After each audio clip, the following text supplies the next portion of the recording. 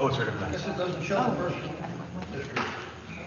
No, it's just the 5th. That's all you're gonna see on that one probably, yeah, except for the big map. Yeah.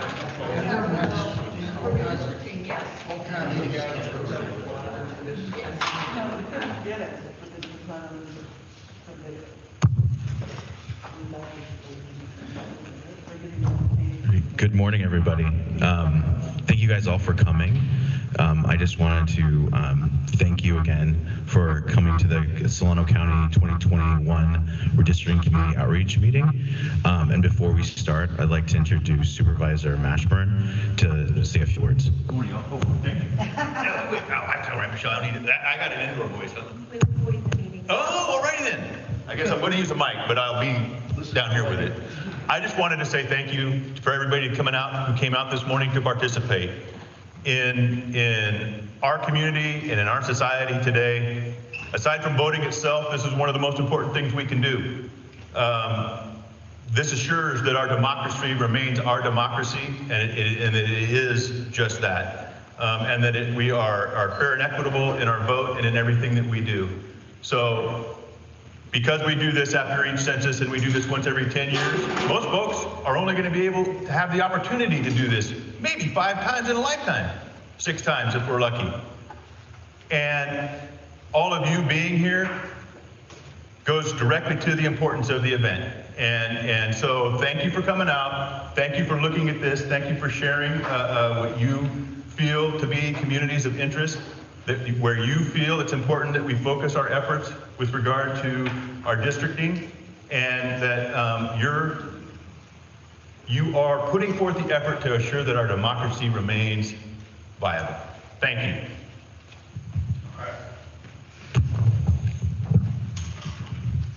Thank you, Supervisor. And so I just wanted to go over a quick agenda for this morning.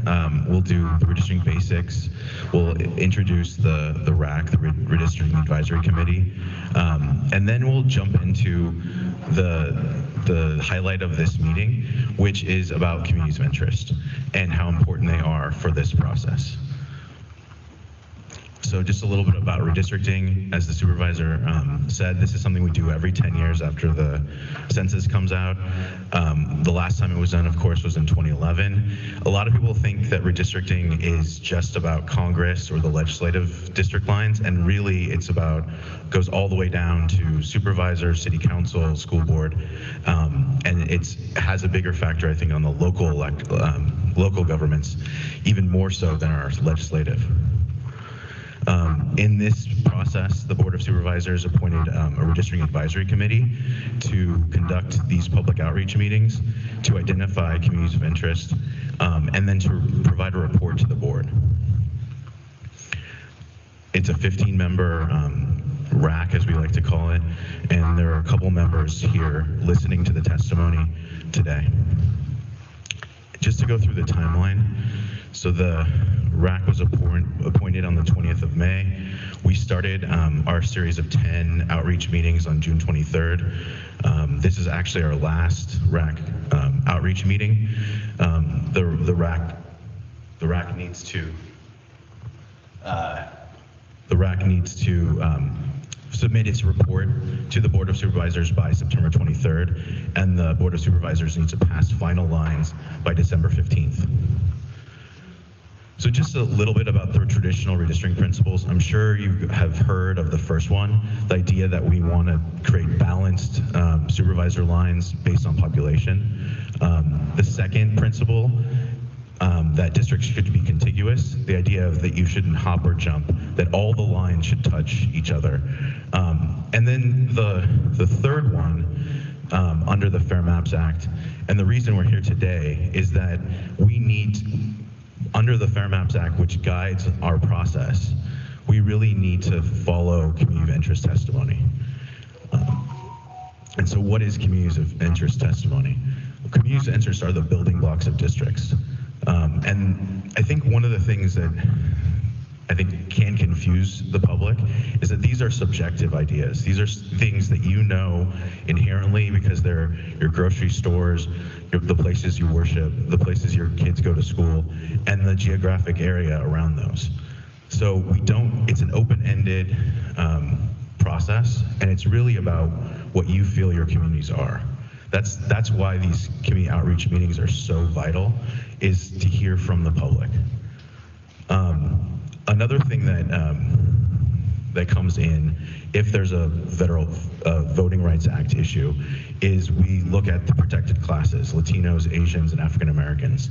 But in Solano County, there isn't a voting rights issue, so we can't use race as the predominant factor of drawing any district lines, but it can be a secondary or tertiary matter when we talk about communities of interest.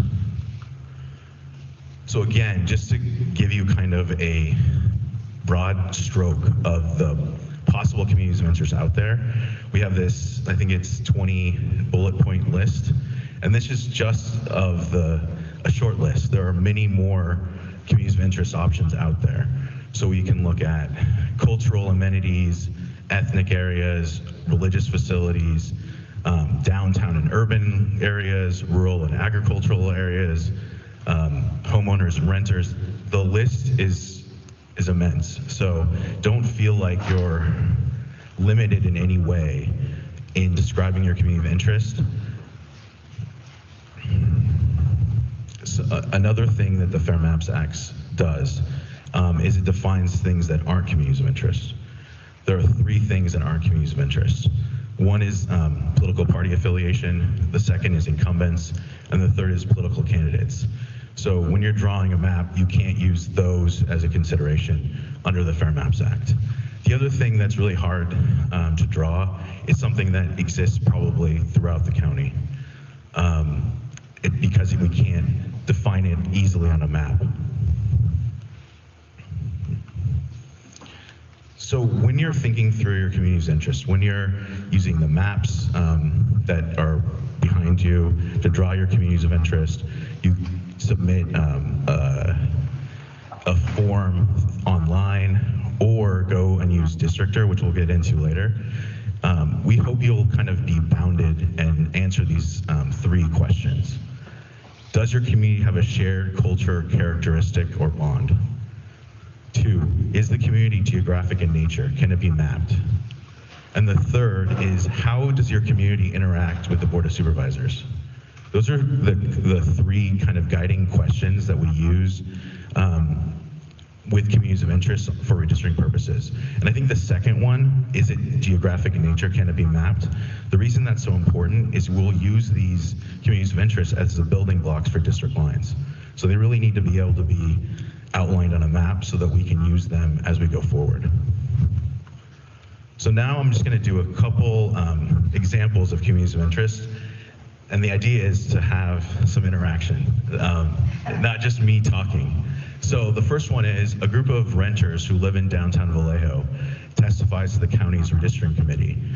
Would this be considered a community of interest? Yes. Yes. Yes.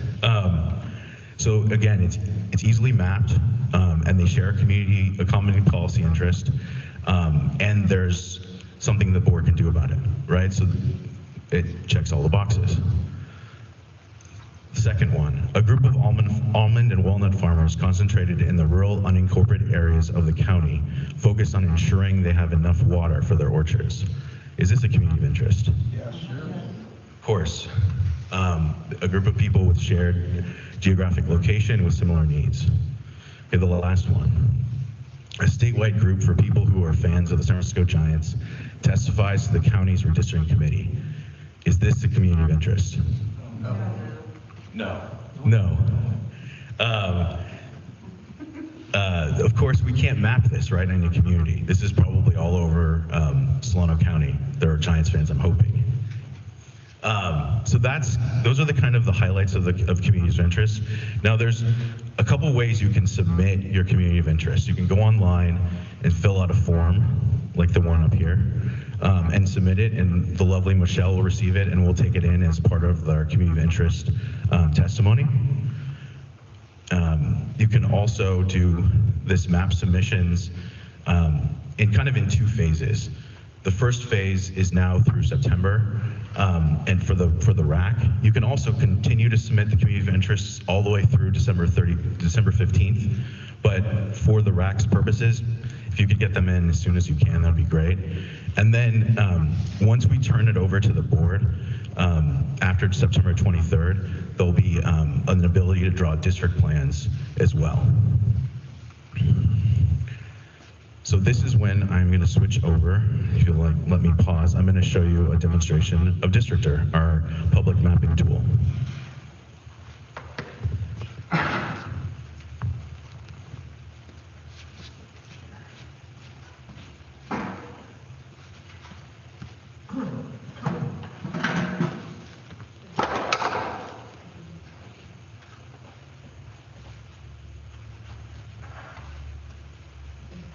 Can I ask a question? Sure. Maybe this is obvious, maybe you stated it, but what is the point of the community of interest? So the supervisor knows what areas of interest, I don't, what's the whole point of all this? So the point of the communities of interest is basically there's 5 supervisor districts, right? And they all have divisions between the lines, right? And the idea with under the Fair Maps Act and this redistricting process is that the communities of interest are kind of like stones we put on the map. And then what we try to do is keep as many stones together as possible within a supervisorial district. So they kind of form the building blocks as we figure out where those lines should be between supervisorial districts. So what's on this map is still subject to a lot of change? Oh yeah, so these are the current, so that's the other thing. So there's the overview map of the county, and that doesn't have any of the current lines on them.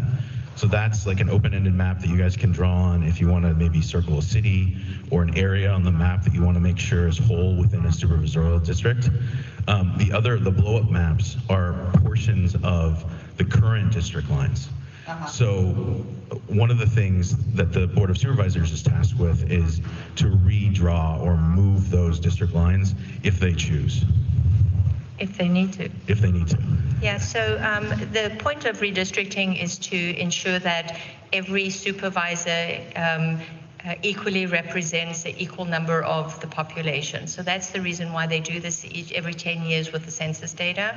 And a good example is that District 5 has actually grown more than any of the other districts. So it has more population, but not enough to where the lines have to be changed right now. But we'll only know that once the actual census data comes out at the end of September. And so the point really of these meetings are to get the input from the community about where their community lines are. And irregardless of census population or any other underlying demographics, just really geographically where you feel community is. So we can draw on all these maps? Yeah, you can draw on all of them, and the blow-up maps on the back have a list of questions, kind of the questions we went through, right, about what binds your community together, can it be geographically mapped, and what's its relationship with the Board of Supervisors. And then the placemat, you can also write that description in the bottom right corner if you'd like. So what appears to be missing is what the proposed lines, new lines are. I mean, the premises of this meeting, the email I got was they were talking about incorporating part of Vacaville or Vallejo into the 5th district. So at this point, we're not talking about where supervisorial lines are going to be drawn. That's not before us. It's like we have a blank slate of the county, right? And we're looking for your input in this, hopefully in this area, about where the community lines are for you and what we should respect when we start drawing the District 5 lines in October. I know the fifth district has a lot of construction going on. I mean, you got the Brighton Landing. They're going to redo the golf course, the Green Tree Golf Course. They're going to redo that, and they're adding, between them, they're adding thousands and thousands of new residents and people that will be represented by the 5th district. So, at this point in time, I don't know why it's necessary to mess with it. Well, the reason we have to mess with it is because we have at the end of September, we'll have the final 2020 census populations, and that's what will guide us in the redistricting process before the Board of Supervisors when we start drawing those draft map lines of showing where the 5th is, where the 4th is, and so forth. But before that, we really need, and the board really needs, your input on your communities and what you think should be kept together within its supervisorial district. So the question I have is, what if your communities of interest conflict with the population? Because it has to be within 10%, is it, Michelle? Yes. Right, so what happens then? So it's a balancing act, right? The number one criteria is equal population, and we have that tool of using a total deviation between the largest and smallest district of 10%. And you really can't break that 10% guide. So if you have to, because communities of interest are like the third criteria, right? You've got equal population, being contiguous, and then communities of interest. Then it's really a decision for the board on which communities that they have to split. Because there are certain cities, right, that are just too big to be whole in one district. Correct. So one of the things about on those, like Vacaville and Fairfield, it would be very helpful, I think, to the board for people to discuss what parts of Fairfield they think should be very kept together in a supervisor district. Same, and also same for the rural area, right? Does it make sense? The southern rural area, should that all be a community of interest, and then the northern rural area be another community of interest? Or does it make sense to put them all together? Those are all discussions that could be had and drawn on these maps. And that's what we're really looking to the community, because you know these communities the best, is that type of guidance, so that we can talk it through at the RAC and then provide that report to the board with a good kind of view of the whole county. So the people numbers count first? Yes. Okay, thank you. We came in kind of late, so I didn't get a chance to do an overview of the materials, but I just want to clarify in my mind, are we just looking at our own little community and trying to include that in the district, or trying to incorporate whatever we think would belong, including other communities? I'm a little confused. I think you can do both. It would be great to draw your community first, and then maybe draw another map showing what communities you think should be attached to that are similar to your community as well, from your perspective. Because again, these are like the little building blocks, right, that we go about using when we start drawing draft plans for the Board of Supervisors. I think one of the things to remember is that our communities overlap and they intermingle. And when I say that, I'll give you an example. So in Suisun Irrigation District, out in this area, of the farmers, the rural area over here, they're reliant on water from the Suisun Irrigation District. So that is a community of interest to this area. Well, overlapping that are the hardwood nut producers in the area, right? So they are a community of interest. And then we're literally sitting in Elmira, this little community, this little burg here is a community of interest. And so they overlap and they commingle. And we have to remember that when we can talk about our community, but our community might have 3 different communities of interest within it. And so if you identify yours first and this is my neighborhood and I want it to be affected, also try and think of those communities of interest that touch your neighborhood or that are affected by your neighborhood, because the policy decisions that the board makes may affect all of those communities of interest or only one, but that is one of the reasons that we have to consider those when we do the redistricting, because the policy decisions that the board makes or the city council makes or the school district makes affects each one of those. And because they're attached, we have to make sure that we're affecting them in a positive way. Okay, thank you. Yes, ma'am. So I also wanted, I'll get right to you. I also wanted to add that when you're drawing your community of interest, if it does cross district lines, that's fine. Exactly. What we're trying to achieve here is not to tell the board where to draw the lines. We're giving them ideas of where not to draw the lines. So if your community of interest borders over another district and you circle that on the map, when they are looking at redrawing these lines, and that is a viable community of interest, they can draw around that community so it stays whole in one district. So I think you laid out what some of the primary guidelines ought to be, and that's, we have a southern agricultural rural community. We also have a northern agricultural rural community, and those interests are alike, but they're separate, but they're alike. What I don't want to see happen is we get big city or the urban folks mixed with the rural folks, because obviously they have different opinions on water rights and noise and dust and all the rest of the things. So, those should be the primary, at least primary consideration for any redistricting, to keep the rural communities together and not inundate them with a bunch of urban communities that could affect the voice of those rural communities. The rural communities need to have their own voice versus the urban communities, the cities.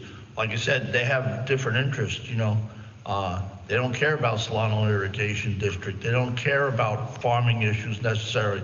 So a lot of these people are naive in that we don't need farmlands. We got plenty of food. We just go to the supermarket and get it. They don't realize the process that gets the food to the supermarkets. I mean, I'm just talking realistically. Some people are that naive and they don't have a clue. So I think you eloquently pointed that out, and it's part of the record. So we'll have it as part of the record before the Board of Supervisors and also before the RAC. So thank you for that. If you'd like, you could also try to draw the rural area, maybe in the south and the north, and we could draw that into the coin maps that we're submitting to the board. So are we going to have another meeting after they do the proposed lines? We're going to have more meetings? There's a series of meetings starting in October before the Board of Supervisors where we'll introduce draft maps. We'll have discussions on those. Those are all open to the public, and I think it would be great to have public input on those series of meetings in October and November. One thing I just want to point out that was lacking in this whole process was notification of the people affected. I didn't get any notification. If it wasn't for the email from, I think it was Ellen Fawn, about this meeting, I wouldn't have had a clue that it was going on. I knew there was redistricting going on, but I didn't know to what effect it might affect my area or my portion of the community.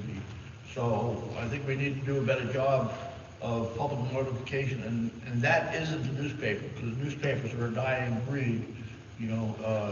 Email communications, public service announcements, those types of things would be better communicated, or mail outs, unfortunately. Well, mail out instead of Zoom.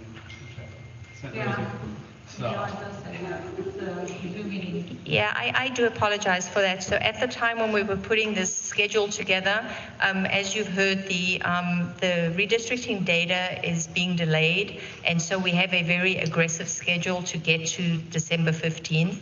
And in order for us to get input on communities of interest, we had to do that before the data even came out. Otherwise, we'd be having meetings every other day, and it would be almost exhausting for everyone to be able to do that. So in order to make those schedules and to be able to have a timeline so we can get to the deadline for us to do this redistricting project, we did as best we could, knowing what we knew about COVID at the time.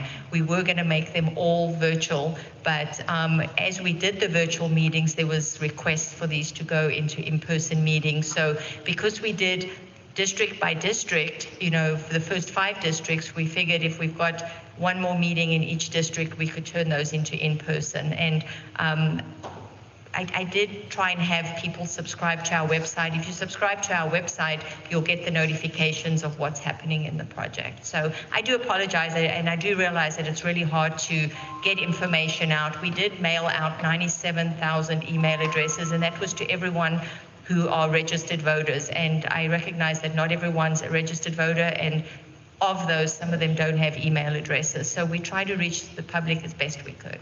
I think what Sean's referring to is the actual Mailer, yeah.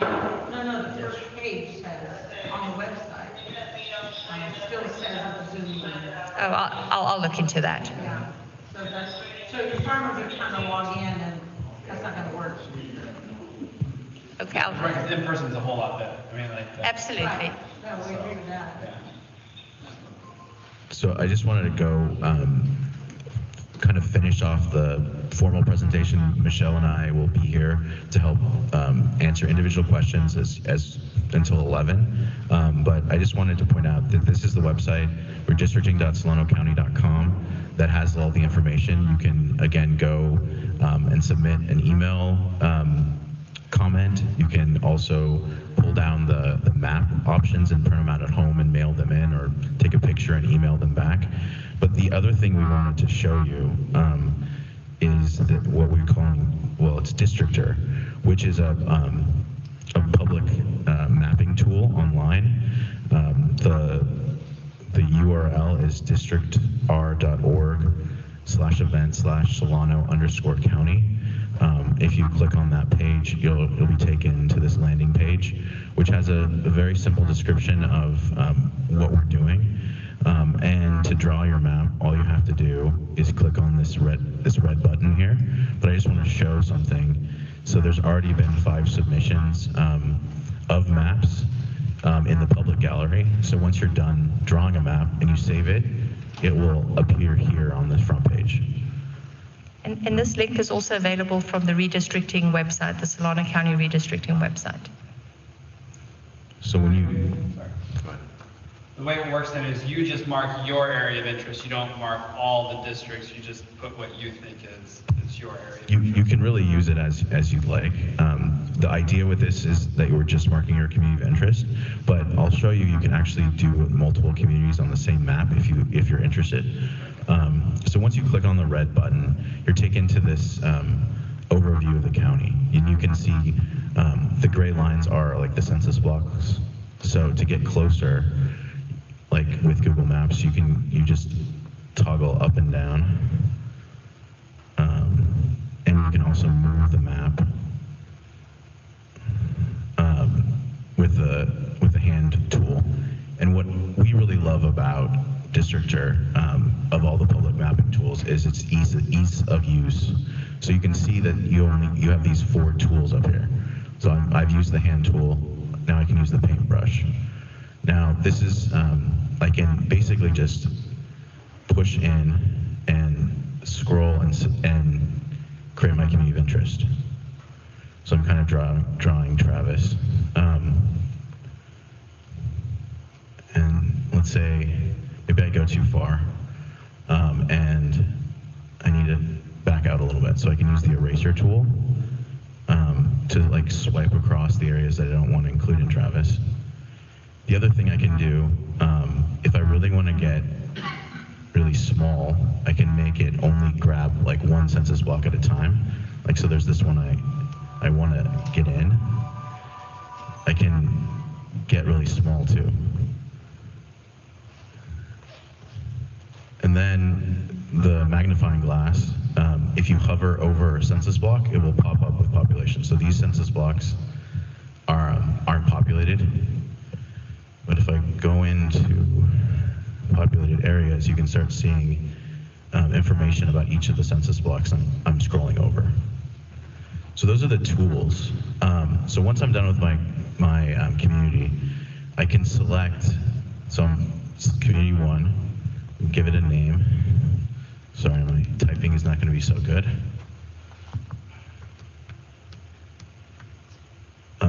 I can describe it in this box and then click save. And once I put in a name here, Travis again. and I hit share to gallery, in about 5 minutes, this COI map will appear on the front page in that share gallery. And that's it. That's Districtor. The other thing that you can scroll over to is the data layer section, which has municipalities I can trace. It also has population by race. And in the evaluation section, it has both population and citizen voting age population. So you can see the racial composition of your community of interest. So that's District R. Can you show multiple COIs on one map?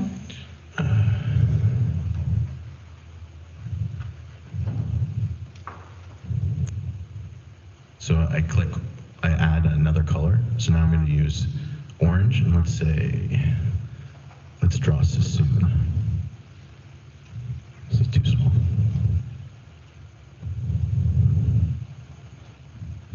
So that's a little bit larger than Sassoon, but I can draw the second community.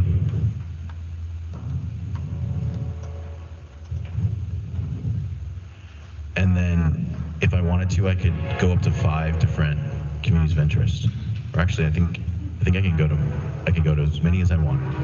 So if you want to do 20 or 30 on one map, you can by just going down and selecting the next one, and so forth. And then once you hit save, so I can update this, and maybe now I would put county community of interest if I did multiple ones, and hit share to gallery, and it would be up on the public page. So that's the end of the demo, unless other people have questions. Okay. But I think what I'm most excited about is that we're doing this meeting in public. So it means that we can actually have people interact with maps.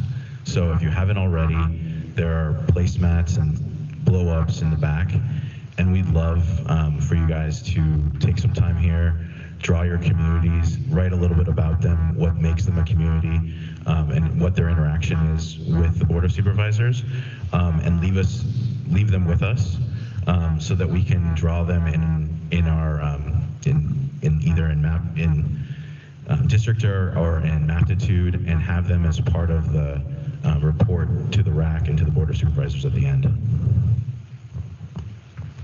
If we can't get it done on the spot, can we turn it in somewhere? Yes, you can take everything home, draw it at your kitchen table, and then just take I think the easiest way to submit them would be to take a picture of them and then send them to Michelle by email as an attachment, and we'll put them up online.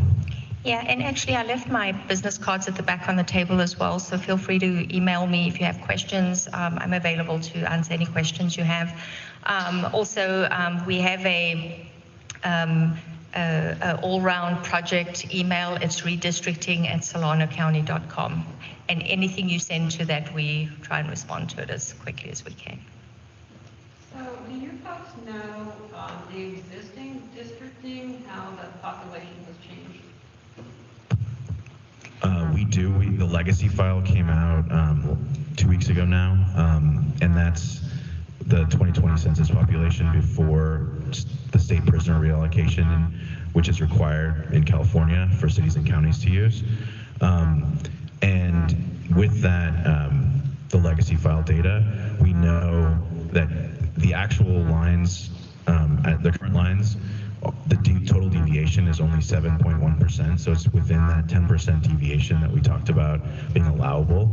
So the current lines, although, as Michelle already pointed out, District 5 did grow the most of all the districts in the county, and so it's the most overpopulated. If the supervisors chose to do it under the legacy file population, they could accept the current lines.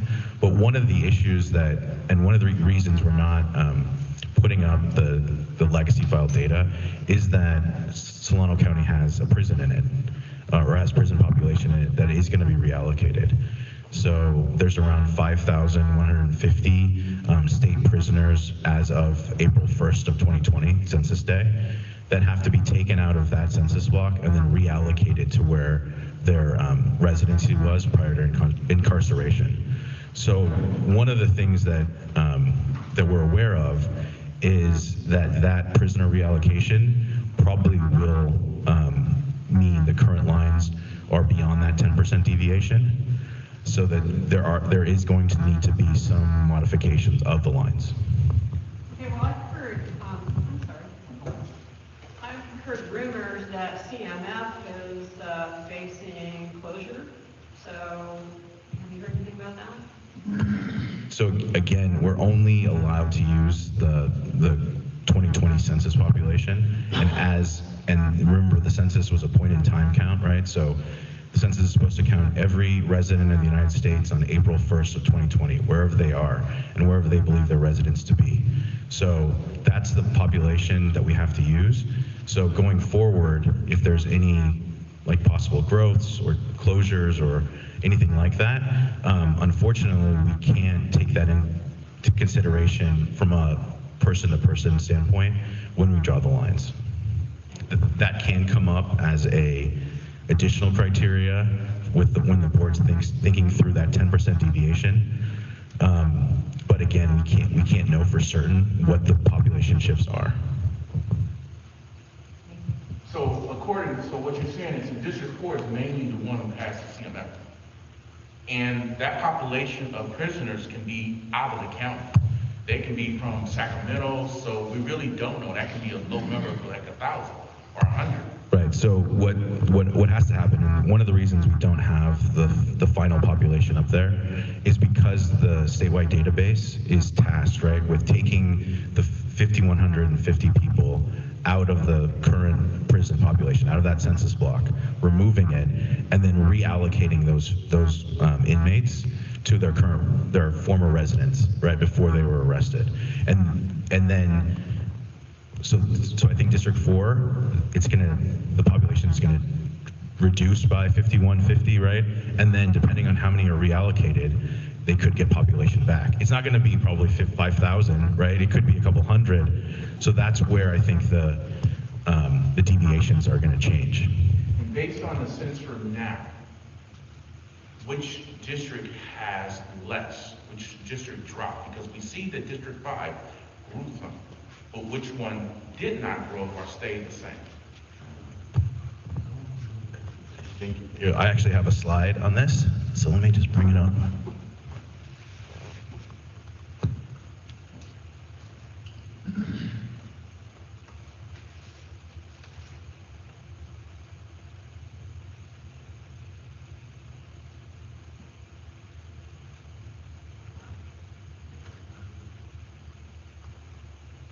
Probably District 3.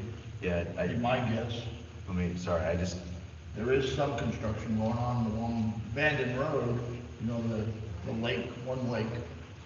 But, That's District 5.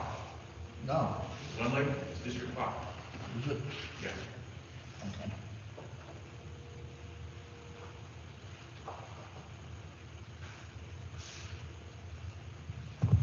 So these are the current lines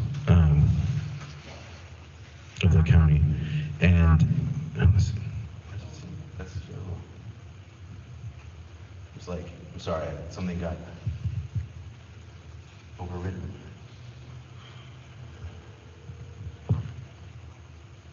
Let me pull it up, and I'm sorry, I just don't want to say the wrong thing. So let me look, and I'll get right back to you. So one of the questions I have is, and I'm probably going to sound stupid on this because it's probably changed, but traditionally, in the past, the prison population wasn't a voting population, and this is about voting districts and as well as representation. So I don't know why the prison population should be even included. I mean, they should be included in the census for overall numbers, but as far as the districting, I don't think they should be included. So one of the things with redistricting is we redistrict based on people, not citizens and not voters. So voter registration doesn't come into play in that first criteria. All we're looking at is current population. So I think in 2019, the legislature decided that for state prison inmates, that instead of being counted in the communities where they're being housed, right, in prisons, they should be they should be counted from where they came from. So that's why we're doing that, this prison reallocation, right? We're going from being housed in a state facility and back to their former residency. And that's why we don't have the final 2020 census population for all of you guys to see. And how rapid is the turnover of the population in the prison where, you basically, I know it's a spot in time in the census, but, what they did 2 months ago isn't reality today, probably. And that's kind of one of the policy reasons, right, is that we do that point in time count. And it's only the prisoners that were in the prison on April 1st of 2020, and those are the ones that get reallocated. So any changes after the fact would not end up in our final 2020 census count.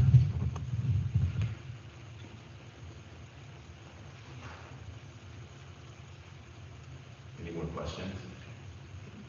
Just one other point, you talked about deadlines, and, to me, deadlines should be a driver as a goal, but they're not a drop dead.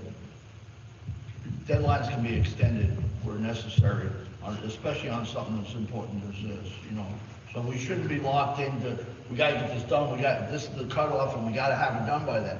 We shouldn't be locked into that mentality, because all we gotta do is, the county board of supervisors proposes to extend the deadline and they vote on it and it's done. It's a little bit more complicated than that, unfortunately, because if the Board of Supervisors doesn't decide by December 15th what their final lines are going to be for 2020, then the courts get to draw the lines. And that takes all of your voices out of the decision-making process. The other reason for the December 15th deadline is so that the registrar of voters can decide or can basically offer nomination papers to everybody that's going to be running in June of 2022. So there are some time constraints that we have to get these done. And I mean, ideally, yes, we would have more time to do it, but because of the Fair Maps Act and like the repercussions of missing that December 15th deadline, we're doing everything we possibly can and holding as many meetings as possible to get this right. So, and it's also to help the registrar of voters so that they have the precincts right once the lines have been redrawn. So they have to also redraw their maps and the precincts and stuff. So that's why there's that, I believe it's 174 days prior to the next election is when redistricting has to be completed to give, after that's been approved, to give them time to make all those adjustments. Yeah, we'd extend it if we could, because this has been quite the whirlwind rush.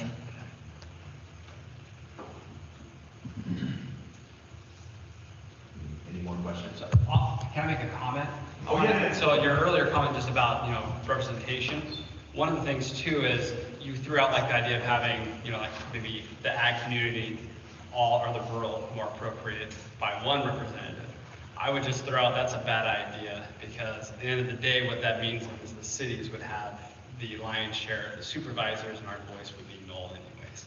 Even though we'd have one supervisor there that would be there representing all of us, assuming it wouldn't matter. Yeah.